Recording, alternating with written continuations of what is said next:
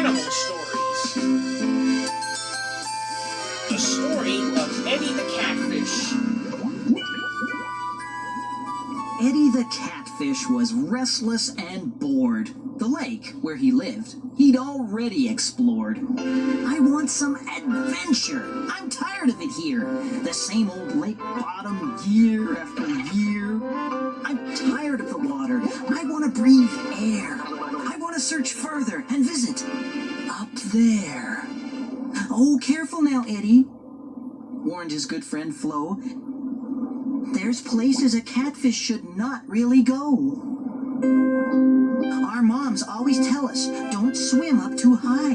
There's dangers for fishes called land, air, and sky. Exactly, said Eddie. That's just what I mean. New things for exploring, new sights we've not seen. But Flo was more cautious. In fact, she was nervous. She had keen respect for the thing called the surface. Not Eddie. Oh no, he'd push to the limit. He'd poke at the surface. He'd touch it and skim it. What's up there, he wondered, and wished he could take just one little trip past the top of the lake. Now, out by the lake, two bears had a match to see which of the two could land the best catch. They'd fished all that morning with netting and string. Then they'd scooped with their paws, but not caught a thing. Then one of the bears thought he'd be the winner if he tempted the fish with a bit of his dinner. So he stuck some bread on each claw of his paw, then dipped his arm in the river just by the shore. Well, Eddie the Catfish had never seen bread, and the look of this morsel fair turned his head.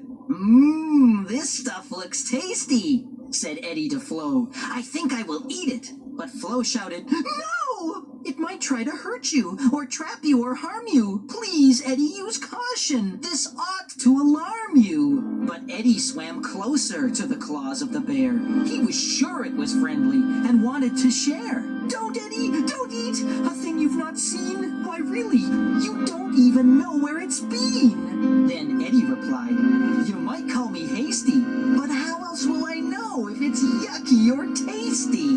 Before she could stop him, he took a big bite, and quick as a wink, he was hauled out of sight. A terrible silence fell over the lake. Eddie had gone. Oh, what a mistake. The bear who had snatched Eddie up with his paw held him quite tightly by the tips of his claw. Eddie flopped and he flapped. He couldn't breathe air. He'd found out why catfish aren't happy up there. So was it the end of Eddie's adventures, finishing up between a bear's dentures?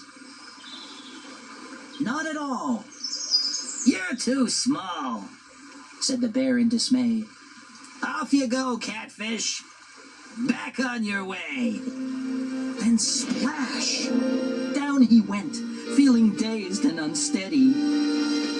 How Flo was relieved to once more see Eddie. Now Eddie is wiser. His lesson's been learned. I won't be so reckless where exploring's concerned. So be cautious, not hasty. We wish you that wish. You see, curiosity almost killed the catfish.